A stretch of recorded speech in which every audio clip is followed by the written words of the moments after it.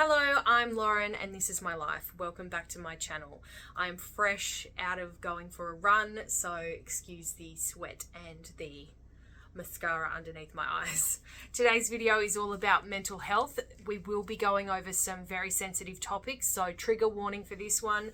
Also, I would like you to know that if you are experiencing difficulties with your mental health, if you have any suicidal ideation or any thoughts of self-harm, please know that you are not alone. You are able to reach out to lots and lots of different groups, and you always have someone that you can talk to, even if you think that you don't. I'm going to pop the phone numbers for Lifeline and Beyond Blue down the bottom of this video, so if you need to talk to someone now, please give them a call. If you feel like you or somebody you know is in a dangerous situation where they may hurt themselves or somebody else, please call 000. Okay, now we've got that out of the way, I would like to dip into what this video is going to be about. It could be a bit of a long one.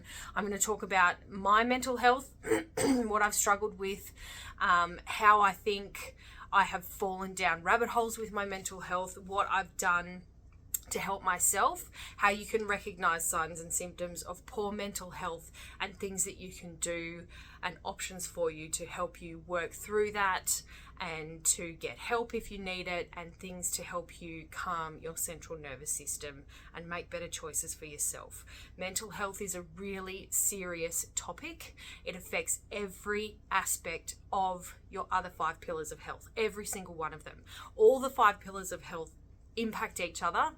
You've got to think of it as like a platform. These are your 5 pillars of health.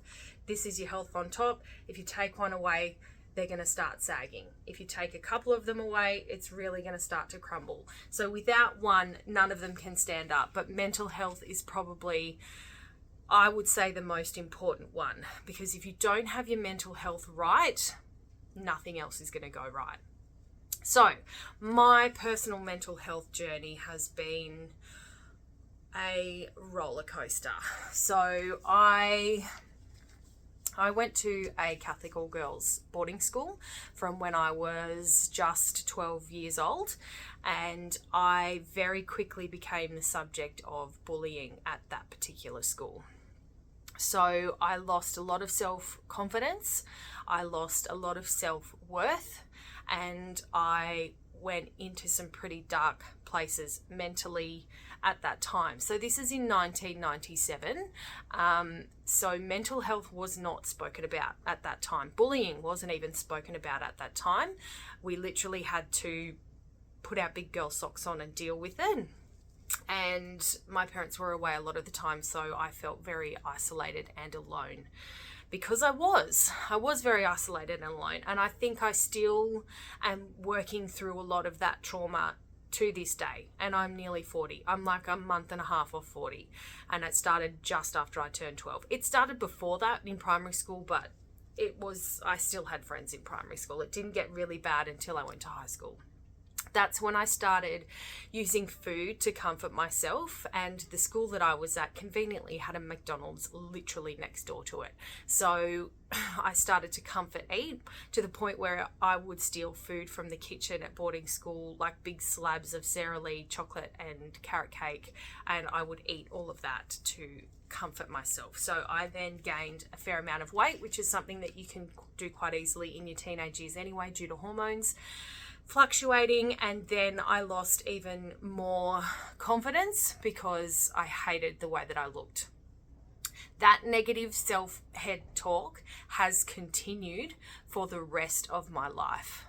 It got better once I did move schools in year 11 and 12, and I had a fantastic group of friends. I was made to play sports, so of course all the weight fell off and I turned into a stunning young lady, and I gained my self-confidence back, and everything was great.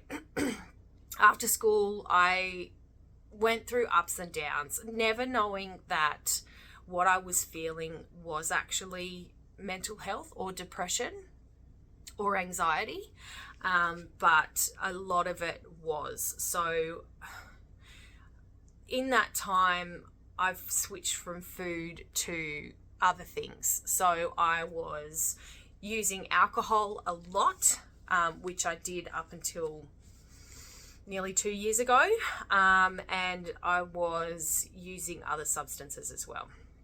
So I was smoking a lot of pot and doing recreational party drugs on the weekends as well to help me self-soothe.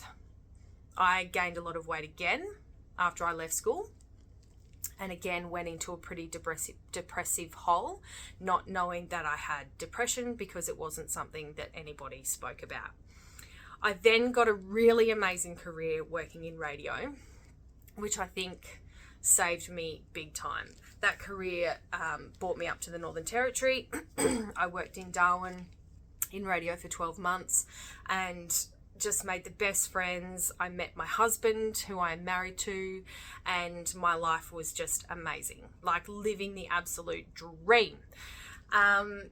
So everything was great. Everything was hunky-dory. I went on my fitness journey. I started, living my best life. I was in a band. It was awesome. It was awesome. Met my bestest friend in the whole world, who is like my soul sister, as well as my husband, as I just said. So that was like the best thing that could have happened to me. After I got married, my husband was deployed to Afghanistan for 8 months, and I had just had our first daughter, Matilda, and I suffered postnatal depression with Matilda. This was something that was now starting to be spoken about. It was 2010 by this stage, and I had postnatal depression. I was diagnosed with that by the nurse, like the midwife nurse, and I couldn't connect with my baby. It was also really stressful and difficult because my husband was in a theatre of war. I've got to speak to him very, very rarely, and I didn't know whether he was injured, alive, dead, what he was doing. It was very stressful.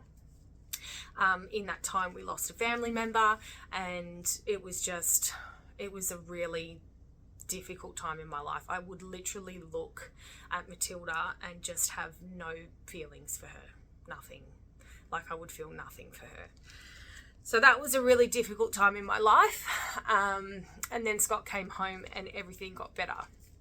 And he helped me a lot to connect with Matilda and to get back on the right track. I did not use antidepressants at that stage.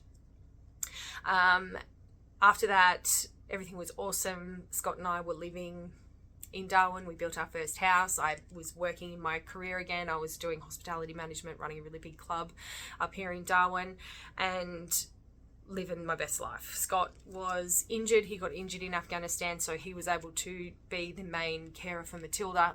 Excuse me.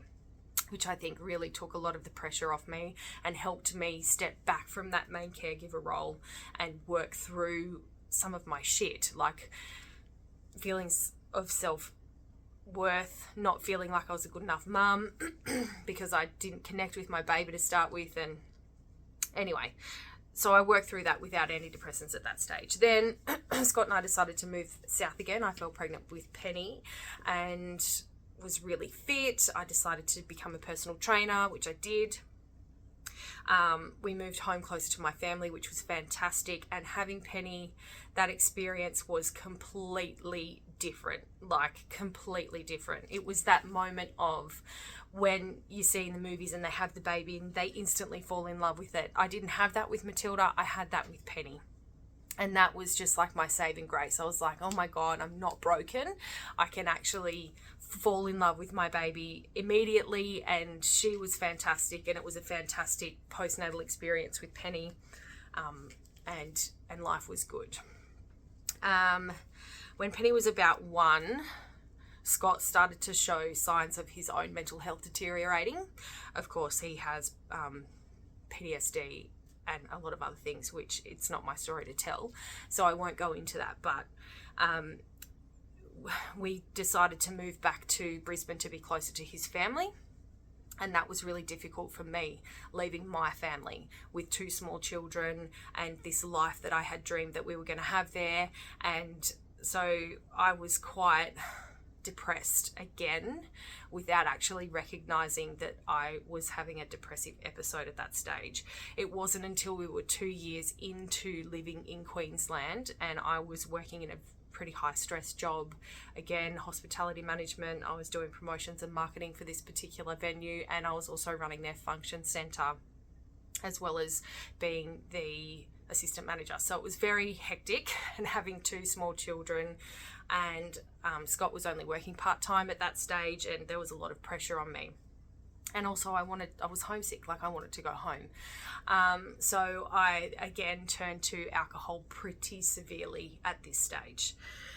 I again had lots of feelings of self-loathing, I think is the best way to put it. Like, I actually hated myself for needing to have a drink to calm down at the end of the day.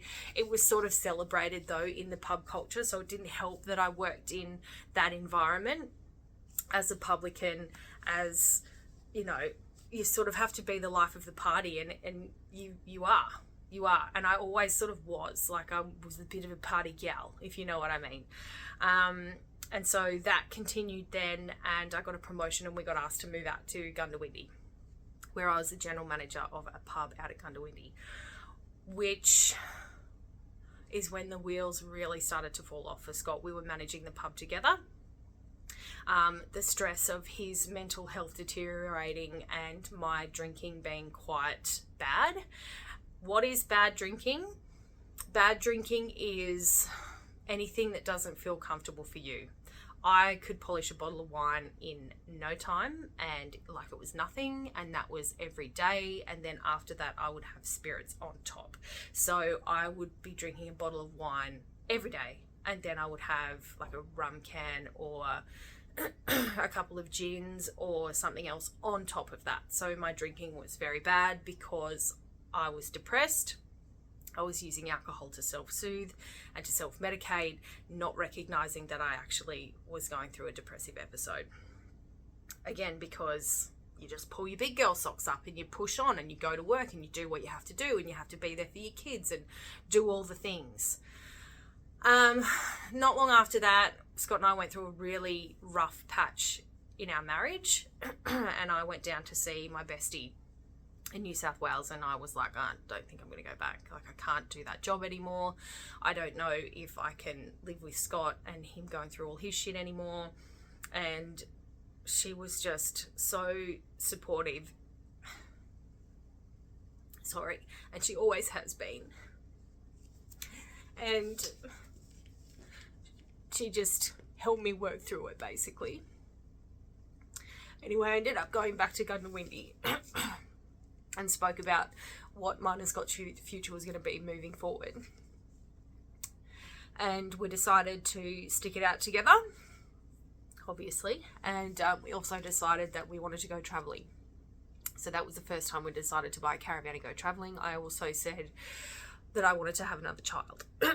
So we made the decision to have Edith, which we did, and we had bought our caravan, and I had Edie in Goondiwindi.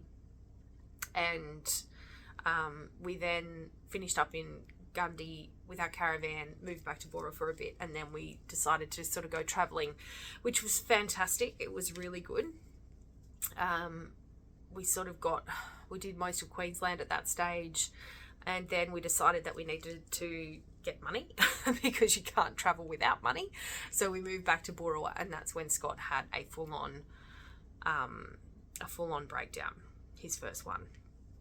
So that was really difficult. We had 3 kids, and he hit rock bottom. I thankfully was in a really good mental health space at that stage, and I just took all the burden of the family on. So we had Edith. What did we do after we had Edie? I think we went back up to Queensland for a bit. Scott again needing support of his family. He was going through the DVA process with the Australian Defence Force as well, and he really needed his dad, which is fair enough, because what he was going through at that time was so hard to watch him go through that. He got some really good help though through the Defence Force, thank God. And he was able to work through that, and I'm happy to say now that he is almost 100% back to himself, but it did take 10 years for him to start healing all of his stuff. So in that 10 years, the pressure of making money, of being the backbone of the family, of being the glue that keeps our family together, of watching him deteriorate and be an empty shell of the person that he used to be, really took its toll on me. We had Alexandra during that time because I decided I want another baby. As you do, add some more pressure onto your plate. And she actually was his savior. Like, I just knew I had to have another baby, and now I know that it was because he needed her. She saved his life. So after that, we went back up to Queensland, went traveling again for a little bit. COVID happened. COVID happened.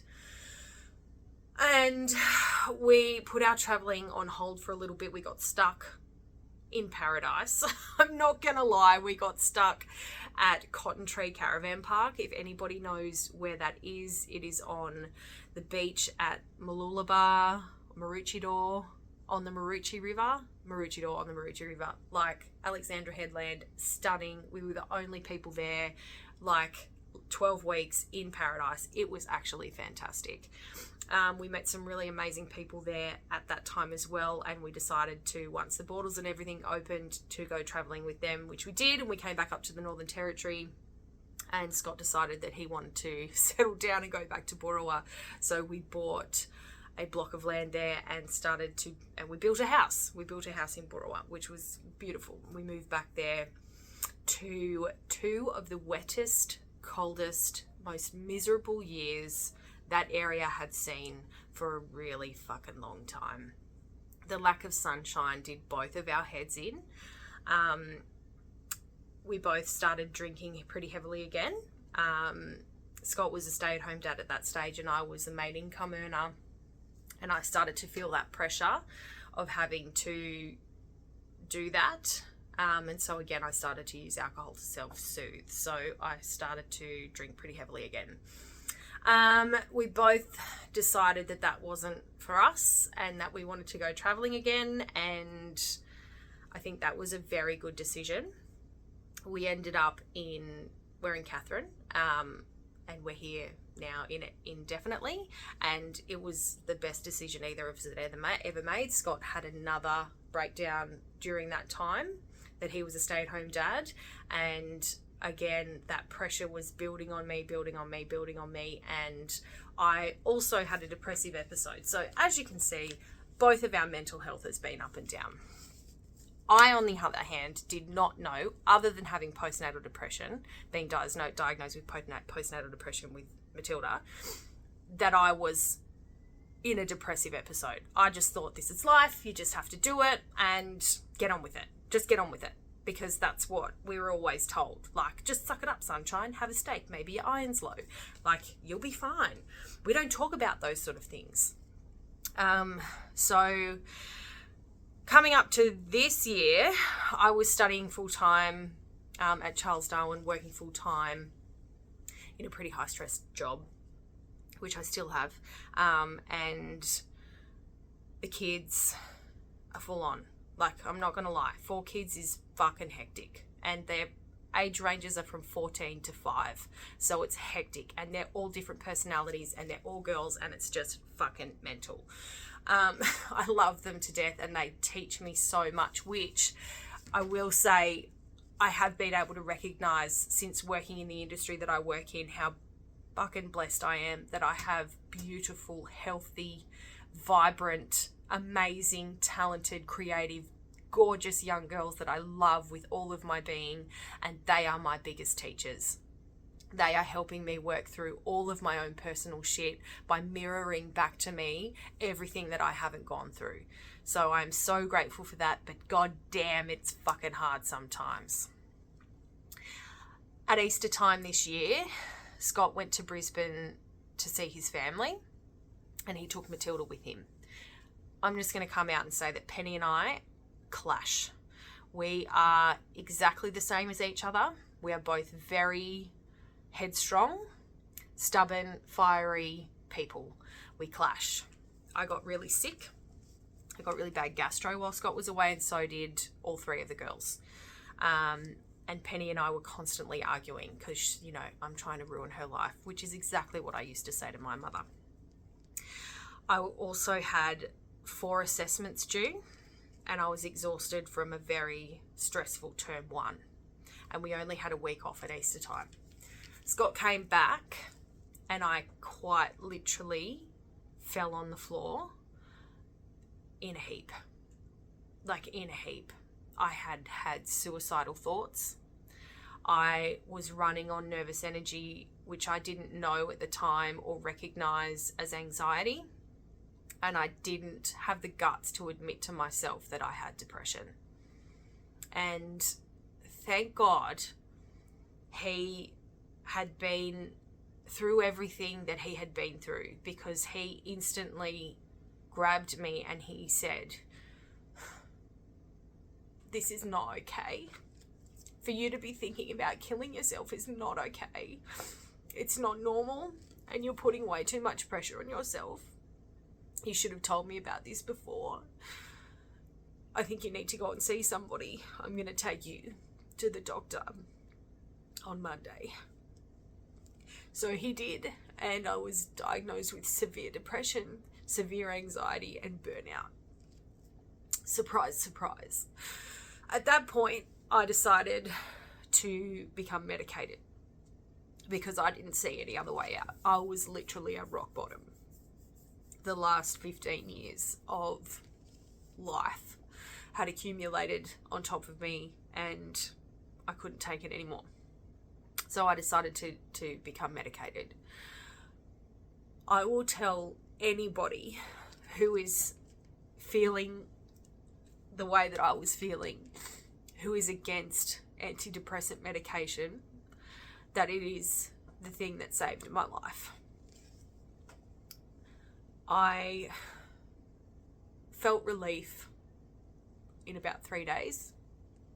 I was taking Lexapro, and I can honestly say that without going to see my nurse practitioner and her putting me on antidepressants, I don't know. That's how bad it was. I don't know. So fast forward 6 months after that event, and I'm dealing with it better. I am now weaning myself off my medication with the guidance of my nurse practitioner.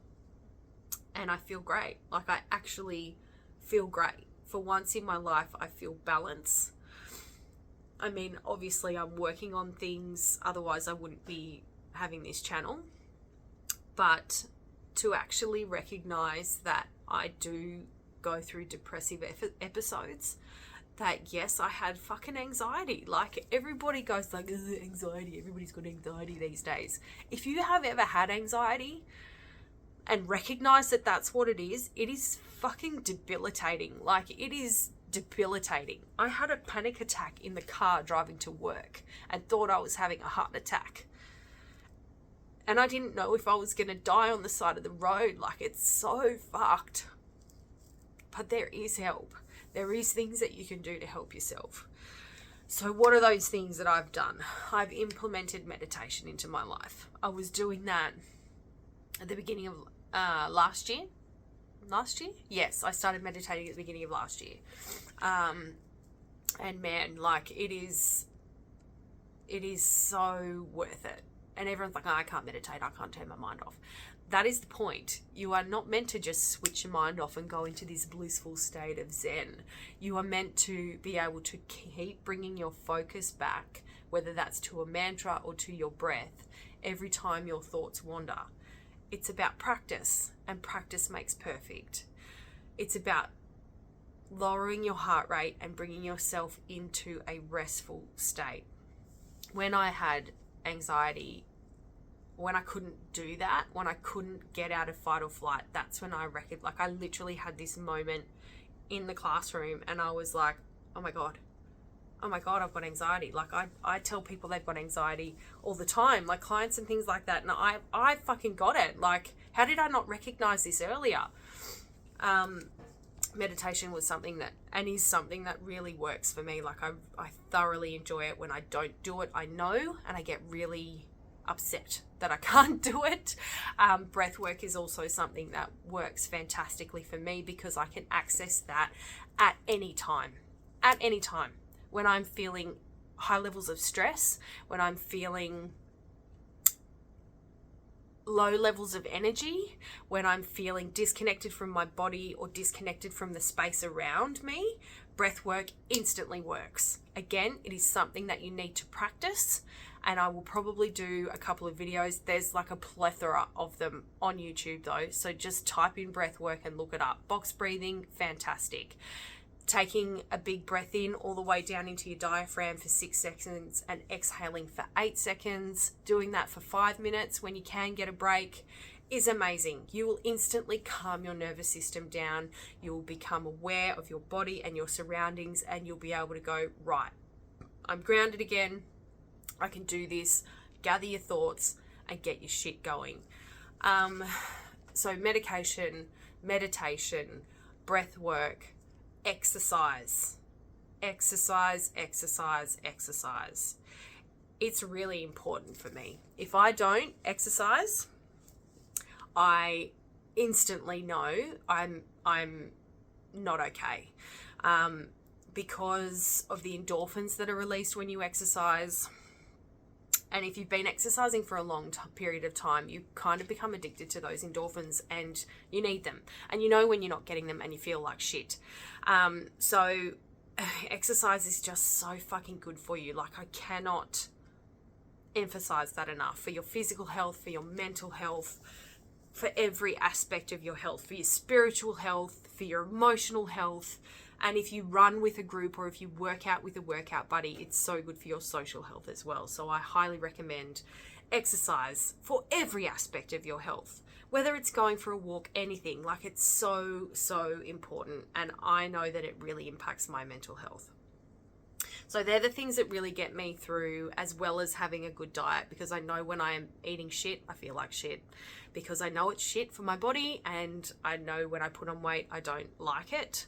And I know how I like to feel in my body, and I know that that impacts my mental health. So having a good diet full of fruits and vegetables and good proteins and things like that is really important for my own mental health. How can you recognize if your mental health is not okay? If you can't sleep at night because your head won't stop spinning, there's a good chance that you've got anxiety. If you can't go into a social situation without becoming anxious, having quick breathing, or experiencing chest pain, going into a shopping centre is a really good example of this, or into an unfamiliar place, there is a good chance you have anxiety. If you have periods of sadness that you cannot get out of through journaling, talking to somebody, crying it out, hugging it out, going for a walk, reconnecting with nature, if they go on for more than 2 or 3 days, there is a good chance that you have got depression. If you have suicidal thoughts, constant negative head talk, imposter syndrome, if you look in the mirror and you think that you hate yourself, there is a good chance that you have got depression. If you are ticking any of these boxes, I recommend that you seek help immediately. There is help out there. I promise you, there is help. You can get help, whether that's through talk therapy, counselling, going and talking to your GP, talking to somebody that you trust, talking to somebody that you love, getting medication, getting help through a wellness counsellor, getting help through a life coach, just getting any help. There is an epidemic of a mental health crisis in the world at the moment. Like, it is, nobody, like, it's getting better that we're talking about it, but nobody puts their hand up and says, yeah, I've got depression or I've got anxiety. It's like a shame job. It's shame job, because we grew up in this environment where nobody spoke about it. You know, there was like a handful of men when I was growing up, farmers who committed suicide because they obviously had mental health. And that was just in my area. And they just didn't talk about it. Oh, come on, mate, you'll be right. Come on, let's go to the pub and have a beer. That's like the fucking worst thing you can do. Alcohol is a depressant. That's why I stopped drinking for 12 months. Because I didn't have control of it. And that was how I got control of it. And even now I'm like, well, I'll have one or two on maybe 1 or 2 nights a week. But no way am I ever going back to what I was. If you think you're struggling with alcohol or you're using other substances to self-soothe, like pot, pills, pharmaceuticals, alcohol, anything, you need to get help. There is help for you. I promise. There are better days ahead. But one thing I would like to say is that I think that we all need to recognize that it's not working. Like, the way that things are set up, it's not working. This go, go, go mentality, the be perfect, have it all, have the perfect Instagram reel, have the perfect fucking career, the perfect children, the perfect house, darling. It's not working. We are not creatures that are supposed to live that way. And it's evident in the mental health crisis that we are experiencing as a collective at the moment. So by sharing my story, I hope that I have made you feel a little bit better by knowing that you're not alone in how you think.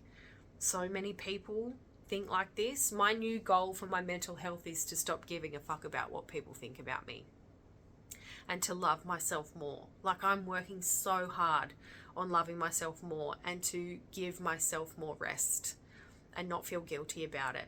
Like, to actually say, I need time out. I need to have rest. My healthcare provider said to me, she's like, if you need a day, take a fucking day. Don't feel bad about it. Have a day. Have a day of rest because you need it.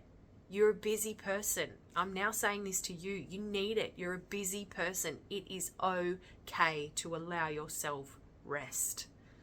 You cannot take care of anybody else until you take care of yourself first. That was one thing my mum told me when I first had Matilda, and that has just stuck with me for 14 years. And I tell all new mums that. I tell all people that. You cannot take care of anybody else until you take care of yourself first. Again, if anything that I have spoken about in this video has triggered you, brought up issues for you, made you recognize that you may see some symptoms that I experienced within yourself, please go and seek help.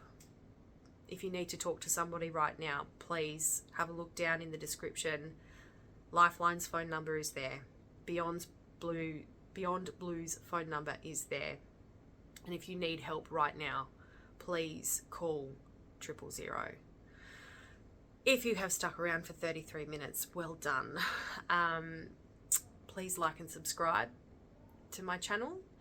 I'm going to I reckon I'll do a breath work or a guided meditation. Let me know in the comments if you'd like me to do a breath work or a guided meditation for my next video. And please reach out. I will answer your comment. You can get in touch with me on Instagram as well. My handle over there is This Lauren's Life, same as here at YouTube. And if you DM me, I will definitely answer you. But yeah, hit the like button as well so the algorithm can pick it up and more people can come on this journey with us. And remember to be kind to yourself and each other. I'm pretty sure, what was his name? What was that talk show host where they all used to fight each other? Oh man, I can't remember what it is now, but he used to say that all the time at the end of his show. Be kind to yourselves and to each other. Thank you so much for sticking around. I can't wait to see you in the next video. Have a good one.